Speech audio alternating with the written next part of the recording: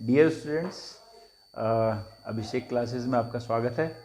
हमने 2 दिन की क्लासेस बना ली हैं और आज तीसरा दिन है हमारा। और आज का जो टॉपिक है बहुत ही महत्वपूर्ण है। मेरे हिसाब से मैंने परीक्षावाणी से परिवहन तंत्र के ऊपर एक वीडियो बनाया है आज। आप लोग ये मान के चलिए कि जो परिवहन तंत्र है वो इम्पोर्टेंट इसलिए मेरे हिसाब से है क्योंकि उसमें सब कुछ नया है। सारे नेशनल हाईवेज चेंज हो चुके हैं, तो इम्पॉर्टेंट वीडियो रहेगा। और जिसने पहले के 2 वीडियो नहीं देखे हैं वो भी देख लीजिए, परीक्षा की दृष्टि से वो भी बहुत महत्वपूर्ण है। और आप लोग जो है ये वीडियो 7 दिन तक मैं बनाऊंगा कंटिन्यू, तो 7 दिन तक वीडियोस देखेंगे तो मुझे ऐसा लगता है कि आपको ज़रूर इसका लाभ मिलेगा, है ना। आज का हमारा जो टॉपिक है वो है परिवहन तंत्र। चलिए शुरू करते हैं।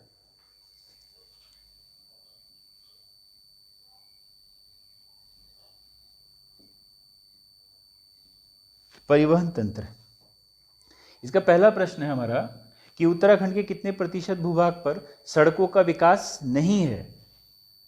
सड़कों का विकास कितने भूभाग पर नहीं है।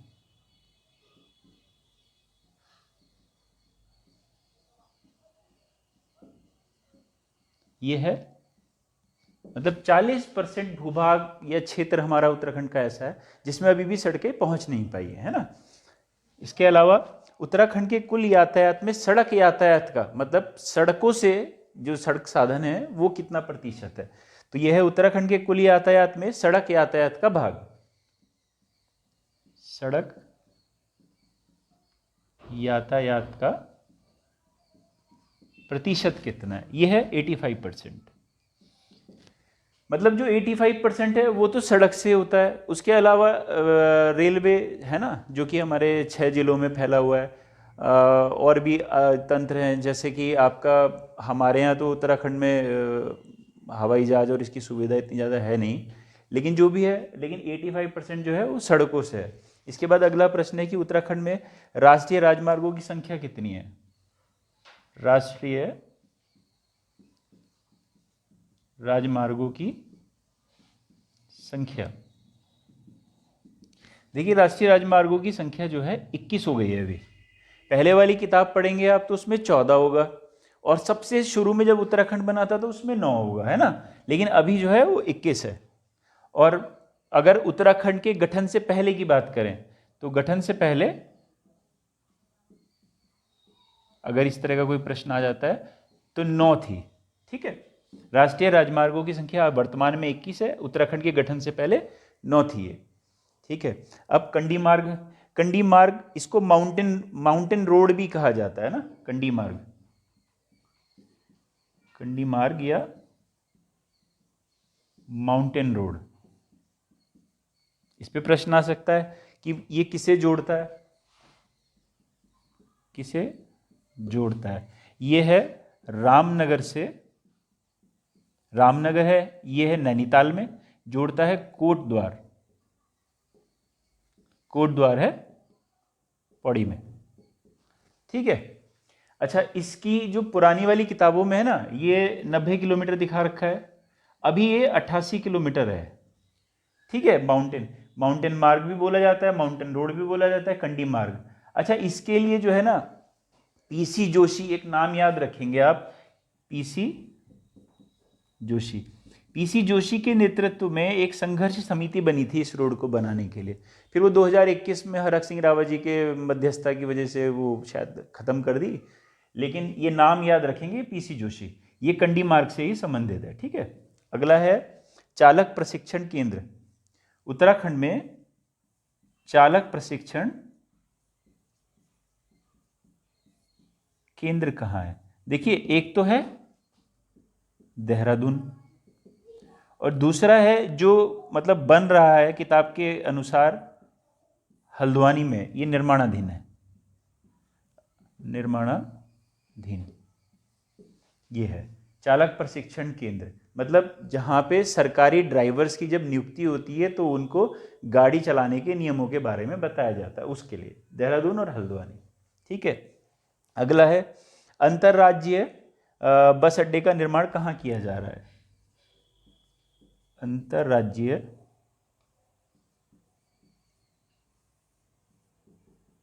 बस अड्डे का निर्माण कहाँ किया जा रहा है? ये भी है हल्द्वानी में। ठीक है, अगला प्रश्न है, उत्तराखंड में यात्री व माल यातायात का सबसे प्रमुख साधन कौन सा है? यात्री व माल यातायात का प्रमुख साधन कौन सा है? ये है सड़क परिवहन। हमने कहा ही यह सड़क यातायात से 85% होता है, तो वो सड़क परिवहन है। यात्री व माल यातायात का प्रमुख साधन सड़क परिवहन। मैं थोड़ा सा शॉर्टकट में लिख देता हूँ, बीच में से कुछ शब्दों को हटा देता हूँ, तो आपको खुद ही समझ लेना है मैं बोल रहा हूँ, है ना। आप इसको देख लीजिए एक बार, स्क्रीनशॉट ले लीजिए चाहे। ठीक है, आगे बढ़ते हैं।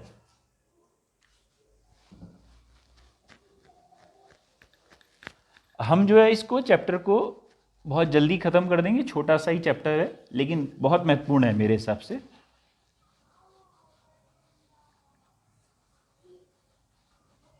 परीक्षा की दृष्टि से हमने जितनी भी वीडियोस अभी तक बनाई हैं वो तीनों ही महत्वपूर्ण हैं। आगे बढ़ते हैं। इसमें है कि कुल सड़क परिवहन में निजी क्षेत्र का योगदान कितना है? कुल सड़क परिवहन में निजी क्षेत्र का योगदान,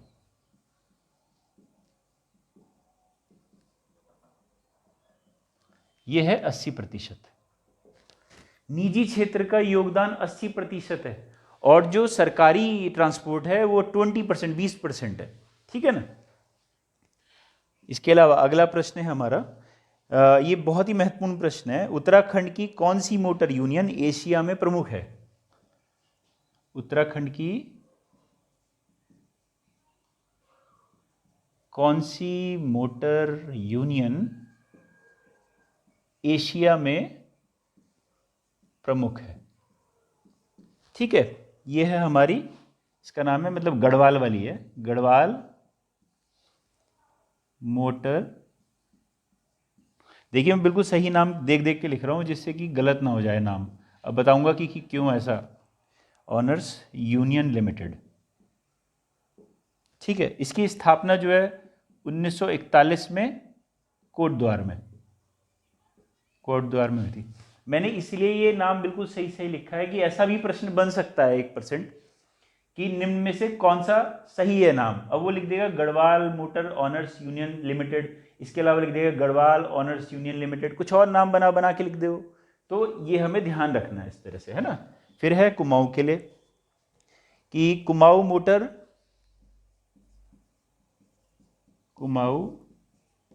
मोटर ऑनर्स यूनियन लिमिटेड की स्थापना, इसकी स्थापना हुई थी 1939 में और ये हुई थी काठ गोदाम में। जैसे इसका है ना, उत्तराखंड की कौन सी मोटर यूनियन एशिया में प्रमुख है, तो ये तो गढ़वाल वाली हो गई, 1941 में इसकी स्थापना हुई और कोटद्वार में स्थापना हुई। इसका एक कार्यालय कहाँ पर है? ऋषिकेश में भी है। और Kumaon motor honours union limited की स्थापना 1939 में हुई काठगोदाम में, और इसके जो कार्यालय हैं वो है रामनगर और टनकपुर। ये कार्यालय वाला जो पार्ट है ये इंपॉर्टेंट नहीं है, इसका भी ऋषिकेश है, इसका है जैसे रामनगर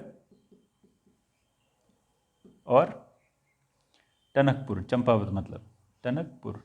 ये इतना ज़्यादा इंपॉर्टेंट नहीं है लेकिन फिर भी ये है कि याद करने के लिए अच्छा है। अब मैंने पूरा चैप्टर बिल्कुल डीपली इसको देख लिया है और डीपली एक एक प्रश्न बना लिया है, किताब से देखने की आपको आवश्यकता ही नहीं पड़ेगी बिल्कुल भी। अच्छा, अगला प्रश्न लेते हैं। एक प्रश्न और है इसमें, गढ़वाल मोटर यूजर्स, नाम में थोड़ा सा अंतर है, यूजर्स कोऑपरेटिव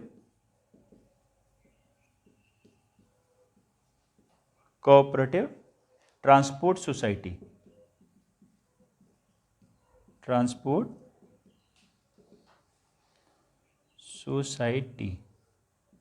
की स्थापना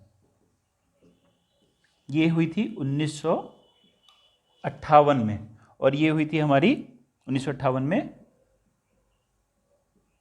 रामनगर में। ठीक है, ये देख लेंगे इन प्रश्नों को। ये सारे इंपॉर्टेंट प्रश्न है। कुल सड़क परिवहन में निजी क्षेत्र का योगदान 80% है, सरकारी कर 20% है। उत्तराखंड की कौन सी मोटर यूनियन जो है वो एशिया में प्रमुख स्थान रखती है? गढ़वाल वाली, कुमाऊं वाली नहीं है, गढ़वाल वाली, ये ध्यान रखेंगे। 1941 में इसकी स्थापना हुई। ये वाला प्रश्न हमारे यहाँ पहले आ रखा है। कुमाऊं मोटर और ऑनर्स यूनियंस लिमिटेड की स्थापना 1939 में काठगोदाम में हुई। कार्यालय कहाँ पर है? रामनगर और टनकपुर, और इसका कार्यालय कहाँ पर है? ऋषिकेश। ठीक है। Garhwal motor users cooperative transport society की स्थापना 1958 रामनगर। ये अलग से, इसका अलग से ध्यान रखेंगे, इसमें और इसमें कहीं कंफ्यूजन न हो जाएगी, इसमें और इसमें। इसकी 1958 है, इसकी 1941 है। चलिए आगे बढ़ते हैं, देख लीजिए एक बार इसको थोड़ा सा।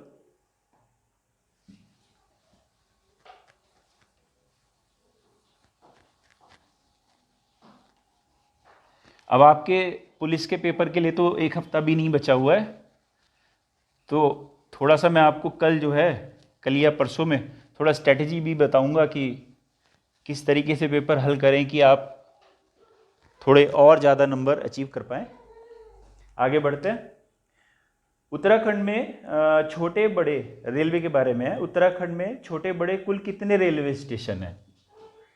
छोटे बड़े कुल कितने रेलवे स्टेशन हैं? ये है 41। उत्तराखंड में 41 है। ठीक है। इसके बाद अगला प्रश्न है, उत्तराखंड में कुल रेल पथ की लंबाई, रेल पथ की लंबाई 344.9191 किलोमीटर। ठीक है, ये है। अगला प्रश्न है, उत्तराखंड के कितने जिलों में रेल पथ है? एकदम आसान प्रश्न है। 6 जिलों में है। और कौन कौन सा है? हरिद्वार, हरिद्वार के बाद देहरादून, देहरादून के बाद नैनीताल, नैनीताल के बाद पौड़ी, पौड़ी के बाद चंपावत। ठीक है। 1 2 3 4 5 चंपावत, और एक हो गया आपका, कौन सा रह गया है? हरिद्वार, देहरादून, ऊधम सिंह नगर, ऊधम सिंह नगर। अच्छा, एक प्रश्न और आता है कि गढ़वाल और कुमाऊं दोनों के लिए कौन सा रेलवे स्टेशन महत्वपूर्ण है? वो कोटद्वार है। वो प्रश्न मैं लिख नहीं रहा हूँ, आप ऐसे ही याद कर लीजिए। मुझे पता है कि आपने पहले कई बार पढ़ भी रखा होगा। कोटद्वार जो रेलवे स्टेशन है वो कुमाऊं और गढ़वाल दोनों के लिए बहुत ज़्यादा महत्वपूर्ण है। ठीक है। अगला प्रश्न ले लेते हैं। अगला प्रश्न है, सर्वाधिक रेल ट्रैक वाला जिला, सर्वाधिक रेल ट्रैक वाला जिला, यह है हरिद्वार, हरिद्वार। ठीक है। और इसके बाद है सबसे कम रेल ट्रैक, सर्वाधिक और सबसे कम रेल ट्रैक वाला जिला, यह है पौड़ी। ठीक है, आगे बढ़ते हैं। उत्तराखंड में बिछाई गई प्रथम रेल लाइन, उत्तराखंड में बिछाई गई प्रथम रेल लाइन। अब लाइव सेशन तो है नहीं, लाइव सेशन होता तो मैं आपसे प्रश्न पूछ सकता था, आप जवाब कमेंट में दे सकते थे। सारे जवाब मुझे बताने हैं, आपको याद भी होंगे। जब आपको याद है तो आप एक बार को अपने आप को खुद ही चेक कर लीजिए कि मतलब आपको याद है कि नहीं, है ना। ये है आपका 1884, और ये है किच्छा काठगोदाम, किच्छा काठगोदाम। अगर इस चैप्टर से प्रश्न आता है तो इतना है कि इससे बाहर नहीं आएगा, है ना। पूरा चैप्टर आपका तैयार हो जाएगा इसमें। इसको देख लीजिए एक बार। कुल रेलवे स्टेशन कितने हैं? 41। रेल पथ की लंबाई 344.91। उत्तराखंड में कितने जिलों में रेल पथ है? 6 में है। सर्वाधिक रेल ट्रैक हरिद्वार, सबसे कम पौड़ी। उत्तराखंड में बिछाई गई प्रथम रेल लाइन 1884, किच्छा काठगोदाम। आगे बढ़ते हैं। कल की जो वीडियो थी वो बहुत लंबी हो गई थी, लेकिन वो टॉपिक भी थोड़ा सा बड़ा था। आज कोशिश करेंगे जल्दी से निपटाएं इसको। अगला प्रश्न लेते हैं। लक्सर जंक्शन को हरिद्वार से कब जोड़ा गया? लक्सर जंक्शन को हरिद्वार से कब जोड़ा गया था? 1896 में। और फिर है हरिद्वार से देहरादून को कब जोड़ा गया? हरिद्वार से देहरादून को कब जोड़ा गया? ये जोड़ा गया 1900 में। ठीक है, दोनों प्रश्न याद कर लीजिएगा। आगे बढ़ते हैं। बड़ी लाइन के टर्मिनल कौन से हैं? टर्मिनल ये हैं आपके काठगोदाम और कोटद्वार। इसको अच्छे से याद कर लेंगे। बड़े लाइन के टर्मिनल काठगोदाम और कोटद्वार हैं। जो टनकपुर वाला है वो छोटी लाइन का है ना। अच्छा, देहरादून स्टेशन को ISO का दर्जा कब मिला? 2003। एक इंटरनेशनल स्टैंडर्डाइजेशन की एक सर्टिफिकेट होता है ISO, उसको बोलते हैं। 2003 में देहरादून रेलवे स्टेशन को मिला था। आगे बढ़ते हैं। सबसे बड़ा रनवे वाला हवाई अड्डा। रनवे मतलब जिसमें हवाई पट्टी बोल सकते हैं उसको ना, रनवे। सबसे बड़ा रनवे वाला हवाई अड्डा। अच्छा, इसमें कंफ्यूजन हो जाता है। हमको ये लगता है देहरादून का सबसे बड़ा होगा, जबकि कौन सा सबसे बड़ा है? ये है फूलबाग का। फूलबाग मतलब पंतनगर। पंतनगर आता है उधम सिंह नगर में। तो ये इंपॉर्टेंट प्रश्न है। एक है सबसे छोटा रनवे किसका है? वो है चिनियाली सौड़। चिनियाली सौड़ ये पड़ता है आपका उत्तरकाशी में। कभी कभी तो प्रश्न खाली इतना ही बन जाता है कि फूलबाग कहाँ पर है? उधम सिंह नगर। ये आ जाएगा चिनियाली सौड़ कहाँ पर है? उत्तरकाशी, है ना। तो इसको भी ध्यान रखेंगे। अच्छा, रेलवे स्टेशन कह रहा हूँ, सॉरी, हवाई अड्डे भी याद कर लेते हैं, क्योंकि उससे भी कई बार प्रश्न पहले पूछे जा चुके हैं ना। इसको देख लीजिए एक बार थोड़ा सा। ठीक है, जो तो काफ़ी समय से तैयारी कर रहे हैं उनके लिए तो ये थोड़ा इजी है, लेकिन जिन्होंने नई नई तैयारी शुरू की होगी उनके लिए तो थोड़ा सा याद करने की हैं चीज़ें ये ना। जो दून वाला है इसको जॉली ग्रांट भी बोलते हैं। जॉली ग्रांट है ना, जॉली ग्रांट हवाई अड्डा। तो ये है देहरादून। दूसरा है आपका फूलबाग, अभी लिखा था हमने, जिसका रनवे सबसे लंबा है। फूलबाग ये है पंतनगर, ये है उधम सिंह नगर में। ठीक है, फिर है नैनी सैनी। नैनी सैनी ये है पिथौरागढ़ में। फिर है हमारा गोचर। गोचर है हमारा चमोली में। फिर है हमारा चिनियाली सौड़। अभी हमने एक प्रश्न लिखा था कि सबसे छोटा रनवे चिनियाली सौड़ कहाँ पर है? उत्तर काशी। इसको हमको याद रखना है। थोड़ा सा कन्फ्यूजन जो हो जाता है ना वो फूलबाग में हो जाता है, तो थोड़ा इसका ध्यान रखेंगे। इसको देख लेंगे एक बार और इसको याद कर लीजिए। ठीक है, आगे बढ़ते हैं।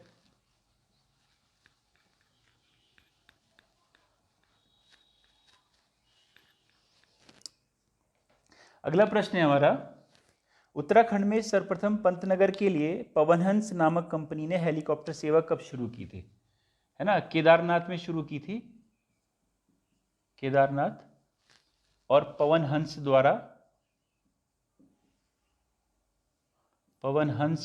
द्वारा ये हेलीकॉप्टर सेवा शुरू की गई थी 2003 में। ठीक है, अच्छा इसको लिख लीजिए, 16 मई भी लिख लीजिए, 16 मई 2003 केदारनाथ में। ठीक है, इसके बाद अगला प्रश्न है, उत्तराखंड का सबसे, ये जो चीज़ अब मैं लिखवा रहा हूँ ये मैंने बहुत कम लिखी है, खाली इंपॉर्टेंट वाला लिखा है। इसको देख लीजिएगा, मुझे लगता है इससे बाहर आना नहीं चाहिए, है ना। देखिए, पहला प्रश्न है, उत्तराखंड का सबसे लंबा राष्ट्रीय राजमार्ग। उत्तराखंड का सबसे लंबा राष्ट्रीय राजमार्ग मतलब NH, ठीक है, ये है NH7। NH7, अब ये NH7 कहाँ से कहाँ तक है ये भी देख लेते हैं। ये है पंजाब से होते हुए, देहरादून होते हुए, देहरादून होते हुए और बद्रीनाथ, बद्रीनाथ के बाद माणा। तो कभी कभी प्रश्न पूछ सकता है ये, मतलब कि बीच में पूछ लिया कि ये पंजाब से होते हुए ये कौन सा, निम्न में से कौन सा राष्ट्रीय राजमार्ग गुजरता है। तो NH7 सबसे बड़ा है पहली बात, और पंजाब से देहरादून बद्रीनाथ माणा के लिए है। इसकी लंबाई है 402.60 किलोमीटर। अब इसके बाद आएगा उत्तराखंड का सबसे छोटा राष्ट्रीय राजमार्ग, ये है NH30, नेशनल हाईवे नंबर 30। इसको देख लेते हैं कहाँ से कहाँ तक। ये सितारगंज में, कहाँ से कहाँ तक क्या होगा, ये तो बहुत छोटा सा है, सितारगंज, ठीक है। और ये है 2.90 किलोमीटर मात्र। तो ये भी इंपॉर्टेंट प्रश्न है। इसके अलावा इंपॉर्टेंट प्रश्न है, देखिए ये तो हमारा आ गया था बद्रीनाथ वाला। एक प्रश्न आएगा कि केदारनाथ किस राष्ट्रीय राजमार्ग पर है। यह है हमारा NH107 पर, और इसको भी लिख लेंगे, यह है रुद्रप्रयाग गौरीकुंड। ये मार्ग है इसका, रुद्रप्रयाग गौरीकुंड, ठीक है। 107 कौन है, केदारनाथ। और NH7 पे है बद्रीनाथ, इसको अलग से लिख देते हैं यहाँ पे ना, बद्रीनाथ का। बद्रीनाथ किस पे है, NH7 जो सबसे बड़ा है, ठीक है। इसके बाद है यमुनोत्री। यमुनोत्री है NH नहीं 134 है, NH134। ये है आपका धरासू से, धरासू से यमुनोत्री, ठीक है। एक लास्ट और है, इसको ऊपर लिख देता हूं, गंगोत्री का।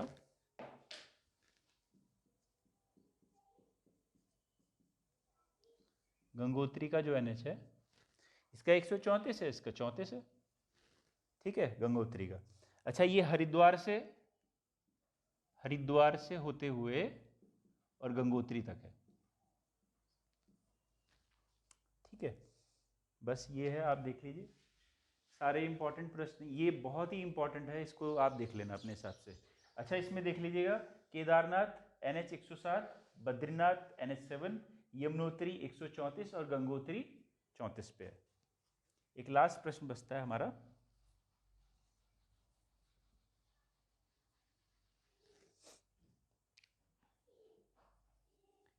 हिमालयन